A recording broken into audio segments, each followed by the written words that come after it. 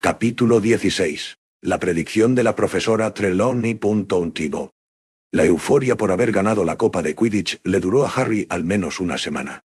Incluso el clima pareció celebrarlo. A medida que se aproximaba junio, los días se volvieron menos nublados y más calurosos, y lo que a todo el mundo le apetecía era pasear por los terrenos del colegio y dejarse caer en la hierba, con grandes cantidades de zumo de calabaza bien frío, o tal vez jugando una partida improvisada de gobstones, o viendo los fantásticos movimientos del calamar gigante por la superficie del lago.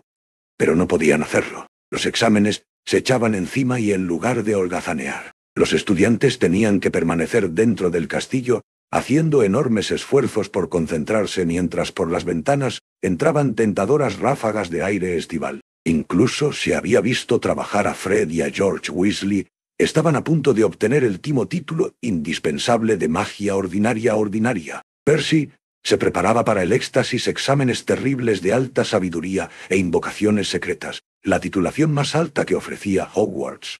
Como Percy quería entrar en el Ministerio de Magia, necesitaba las máximas puntuaciones. Se ponía cada vez más nervioso y castigaba muy severamente a cualquiera que interrumpiera por las tardes el silencio de la sala común. De hecho, la única persona que parecía estar más nerviosa que Percy era Hermione. Harry y Ron habían dejado de preguntarle cómo se las apañaba para acudir a la vez a varias clases, pero no pudieron contenerse cuando vieron el calendario de exámenes que tenía. La primera columna indicaba lunes 9 en punto aritmancia 9, en punto transformaciones comida, 1 en punto encantamientos, 1 en punto runas antiguas. Hermione, dijo Ron con cautela, porque aquellos días saltaba fácilmente cuando la interrumpían. ¿Estás segura de que has copiado bien el calendario de exámenes? ¿Qué? Dijo Hermione bruscamente, cogiendo el calendario y observándolo. Claro que lo he copiado bien. ¿Serviría de algo preguntarte cómo vas a hacer 2 exámenes a la vez?, le dijo Harry.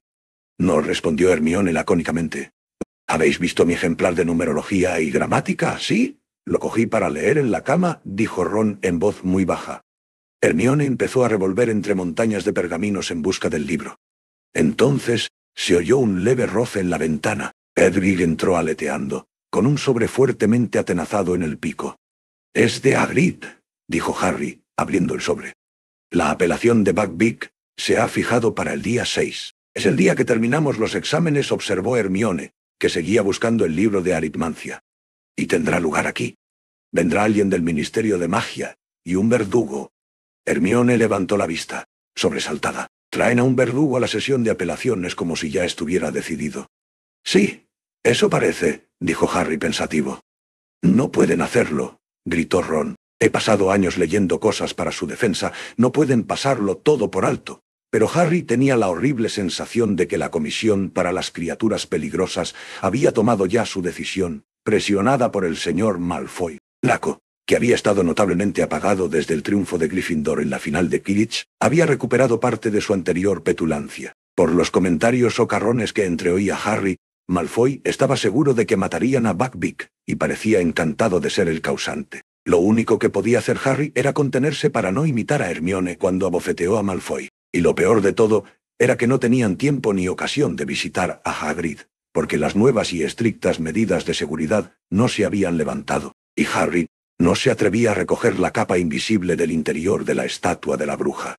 Comenzó la semana de exámenes, y el castillo se sumió en un inusitado silencio. Los alumnos de tercero salieron del examen de transformaciones el lunes a la hora de la comida, agotados y lívidos, comparando lo que habían hecho y quejándose de la dificultad de los ejercicios, consistentes en transformar una tetera en tortuga. Hermione irritó a todos porque juraba que su tortuga era mucho más galápago, cosa que a los demás les traía sin cuidado.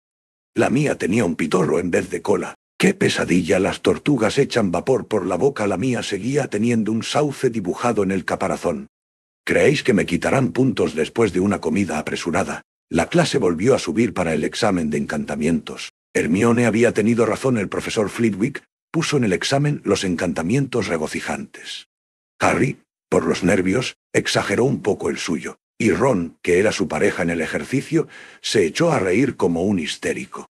Tuvieron que llevárselo a un aula vacía y dejarlo allí 1 hora, hasta que estuvo en condiciones de llevar a cabo el encantamiento. Después de cenar, Los alumnos se fueron inmediatamente a sus respectivas salas comunes, pero no a relajarse, sino a repasar cuidado de criaturas mágicas, pociones y astronomía. Hagrid presidió el examen de cuidado de criaturas mágicas, que se celebró la mañana siguiente, con un aire ciertamente preocupado. Parecía tener la cabeza en otra parte. Había llevado un gran cubo de gusarajos al aula, y les dijo que para aprobar tenían que conservar el gusarajo vivo durante 1 hora. Como los gusarajos vivían mejor si se los dejaba en paz, resultó el examen más sencillo que habían tenido nunca, y además concedió a Harry, a Ron y a Hermione muchas oportunidades de hablar con Hagrid. «Buckbeak está algo deprimido», les dijo Hagrid, inclinándose un poco, haciendo como que comprobaba que el gusarajo de Harry seguía vivo. «Ha estado encerrado demasiado tiempo.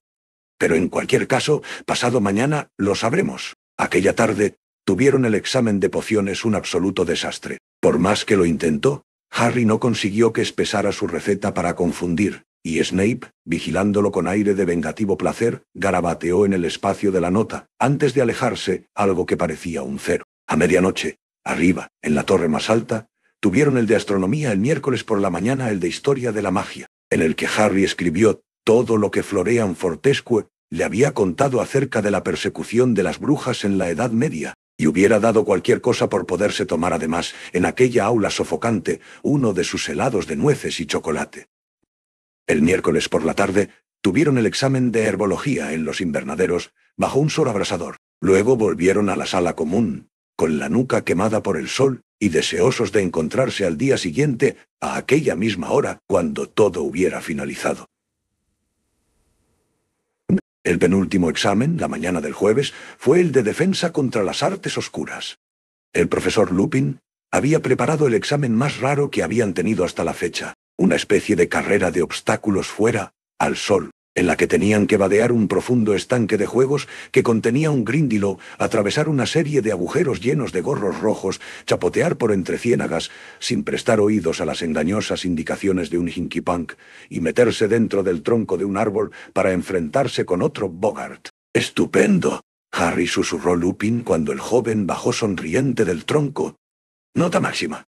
Sonrojado por el éxito, Harry se quedó para ver a Ron y a Hermione. Ron lo hizo muy bien, hasta llegar al Hinky Punk, que logró confundirlo y que se hundiese en la ciénaga hasta la cintura. Hermione lo hizo perfectamente hasta llegar al árbol del Boggart. Después de pasar un minuto dentro del tronco, salió gritando. «Hermione», dijo Lupin sobresaltado. «¿Qué ocurre en la profesora McGonagall?», dijo Hermione con voz entrecortada, señalando al interior del tronco. «Me ha dicho que me han suspendido en todo». Costó un rato tranquilizar a Hermione. Cuando por fin se recuperó, ella, Harry y Ron volvieron al castillo. Ron seguía riéndose del Boggart de Hermione, pero cuando estaban a punto de reñir, vieron algo al final de las escaleras. Cornelius Fudge, sudando bajo su capa de rayas, contemplaba desde arriba los terrenos del colegio. Se sobresaltó al ver a Harry. «Hola», Harry dijo. «Vienes de un examen, te falta poco para acabar». «Sí», dijo Harry. Hermione y Ron, como no tenían trato con el ministro de magia, se quedaron un poco apartados. «Estupendo día», dijo Fudge, contemplando el lago. Es una pena», suspiró ampliamente y miró a Harry. «Me trae un asunto desagradable, Harry. La Comisión para las Criaturas Peligrosas solicitó que un testigo presenciase la ejecución de un hipogrifo furioso. Como tenía que visitar Hogwarts por lo de Black, me pidieron que entrara». «¿Significa eso que la revisión del caso ya ha tenido lugar?», interrumpió Ron, dando un paso adelante. «No. Está fijada para la tarde», dijo Fudge, mirando a Ron con curiosidad. «Entonces quizá no tenga que presenciar ninguna ejecución», dijo Ron resueltamente.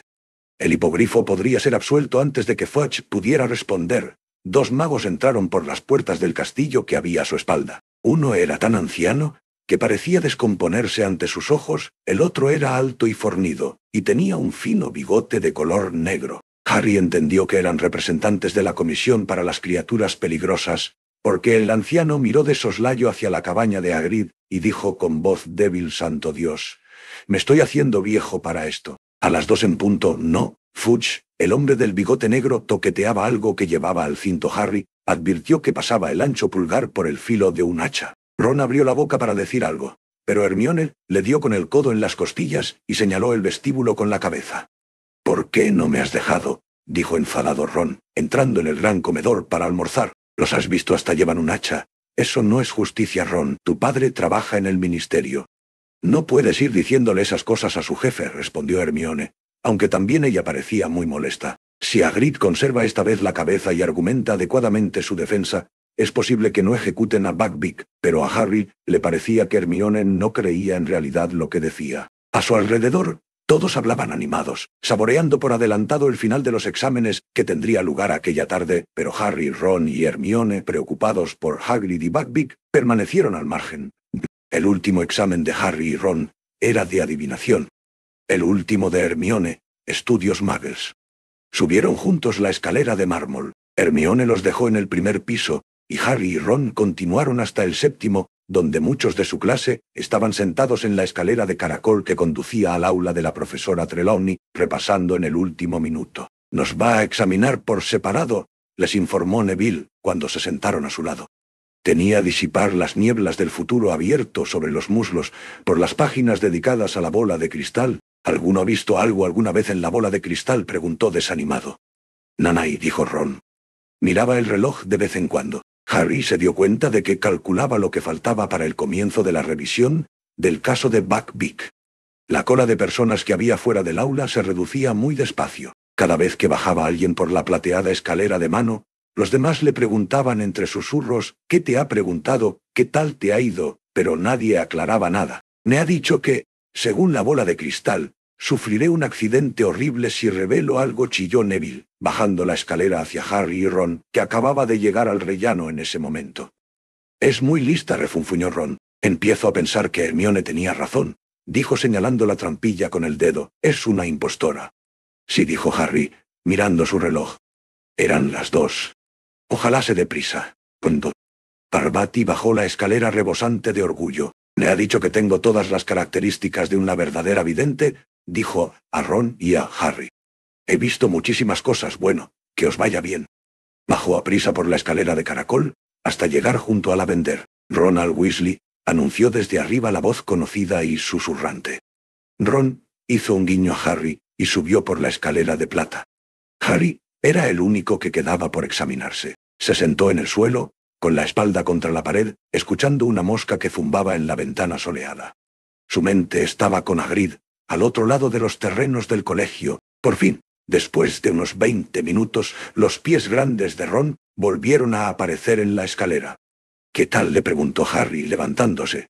«Una porquería», dijo Ron. «No conseguía ver nada, así que me inventé algunas cosas. Pero no creo que la haya convencido. Nos veremos en la sala común», musitó Harry cuando la voz de la profesora Trelawney anunció Harry Potter en la sala de la torre. Hacía más calor que nunca. Las cortinas estaban echadas, el fuego encendido, y el habitual olor mareante hizo toser a Harry mientras avanzaba entre las sillas y las mesas, hasta el lugar en que la profesora Trelawney lo aguardaba, sentada ante una bola grande de cristal, con ton. «Buenos días», Harry dijo suavemente. «Si tuvieras la amabilidad de mirar la bola, tómate tu tiempo, y luego dime lo que ves dentro de ella». Harry se inclinó sobre la bola de cristal y miró concentrándose con todas sus fuerzas, buscando algo más que la niebla blanca que se arremolinaba dentro, pero sin encontrarlo. «¿Y bien?», le preguntó la profesora Trelawney con delicadeza. «¿Qué ves?». El calor y el humo aromático que salía del fuego que había a su lado resultaban asfixiantes. Pensó en lo que Ron le había dicho y decidió fingir. Dijo Harry. «Una forma oscura. ¿A qué se parece?», susurró la profesora Trelawney. Piensa. La mente de Harry echó a volar y aterrizó en Buckbeak. «Un hipogrifo», dijo con firmeza. «De verdad», susurró la profesora Trelawney, escribiendo deprisa y con entusiasmo en el pergamino que tenía en las rodillas. «Muchacho, bien podrías estar contemplando la solución del problema de Hagrid con el Ministerio de Magia. Mira más detenidamente. El hipogrifo tiene cabeza, sí», dijo Harry con seguridad. «¿Estás seguro?», insistió la profesora Trelawney. «Totalmente seguro. Harry, ¿no lo ves tal vez retorciéndose en el suelo, y con la oscura imagen de un hombre con un hacha detrás?», no dijo Harry, comenzando a sentir náuseas. «No hay sangre. No está Hagrid llorando». «No», contestó Harry, con crecientes deseos de abandonar la sala y aquel calor. «Parece que está bien». «Está volando la profesora Trelawney», suspiró. «Bien, querido. Me parece que lo dejaremos aquí un poco decepcionante, pero estoy segura de que has hecho todo lo que has podido. Aliviado, Harry se levantó, cogió la mochila y se dio la vuelta para salir. Pero entonces, oyó detrás de él una voz potente y áspera: «Sucederá esta noche». Harry dio media vuelta. La profesora Trelawney estaba rígida en su sillón. Tenía la vista perdida y la boca abierta. «¿Cómo dice?», preguntó Harry, pero la profesora Trelawney no parecía oírle. Sus pupilas comenzaron a moverse. Harry estaba asustado. La profesora parecía a punto de sufrir un ataque. El muchacho no sabía si salir corriendo hacia la enfermería. Y entonces la profesora Trelawney volvió a hablar con la misma voz áspera, muy diferente a la suya. «El señor Tenebroso está solo y sin amigos, abandonado por sus seguidores. Su vasallo ha estado encadenado 12 años. Hoy, antes de la medianoche, el vasallo se liberará e irá a reunirse con su amo.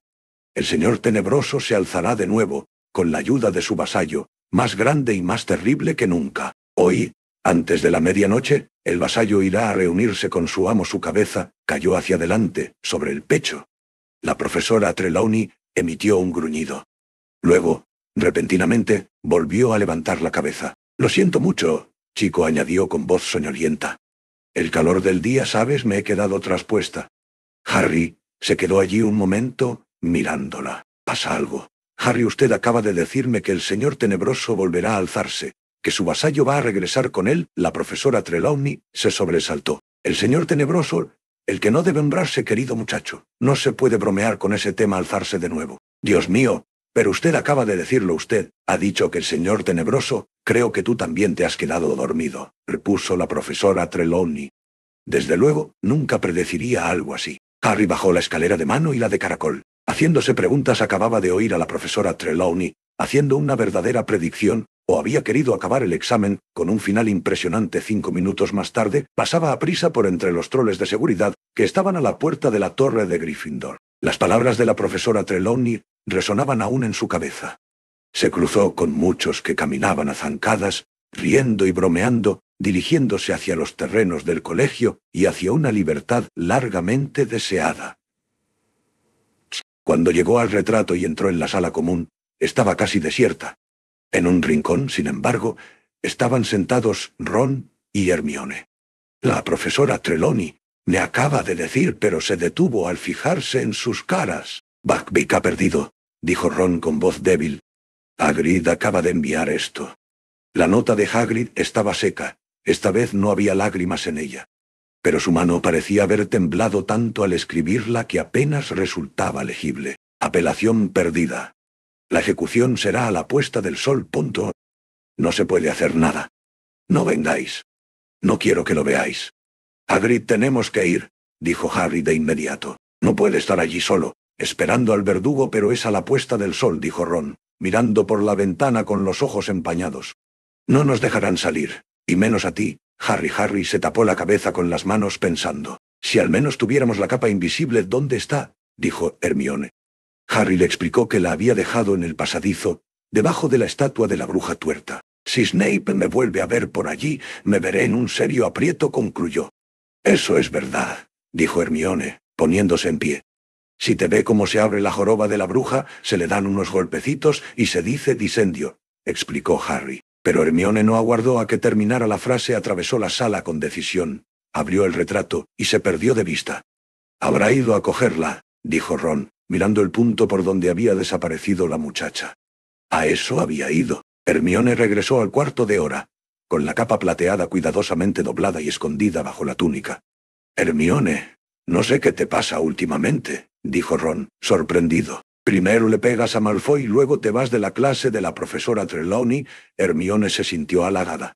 Bajaron a cenar con los demás, pero no regresaron luego a la torre de Gryffindor. Harry llevaba escondida la capa en la parte delantera de la túnica. Tenía que llevar los brazos cruzados para que no se viera el bulto.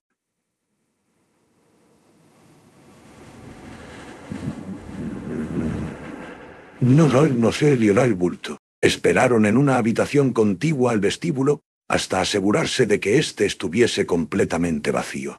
Oyeron a los dos últimos que pasaban a prisa y cerraban dando un portazo. Hermione asomó la cabeza por la puerta. «Vale», susurró. No hay nadie. Podemos taparnos con la capa. Caminando muy juntos, de puntillas y bajo la capa, para que nadie los viera, bajaron la escalera y salieron. El sol se hundía ya en el bosque prohibido, dorando las ramas más altas de los árboles. Llegaron a la cabaña y llamaron a la puerta. Hagrid tardó en contestar cuando por fin lo hizo, miró a su alrededor, pálido y tembloroso, en busca de la persona que había llamado. «Somos nosotros», susurró Harry. «Llevamos la capa invisible. Si nos dejas pasar, nos la quitaremos». «No deberíais haber venido», dijo Hagrid, también susurrando. Pero se hizo a un lado y ellos entraron.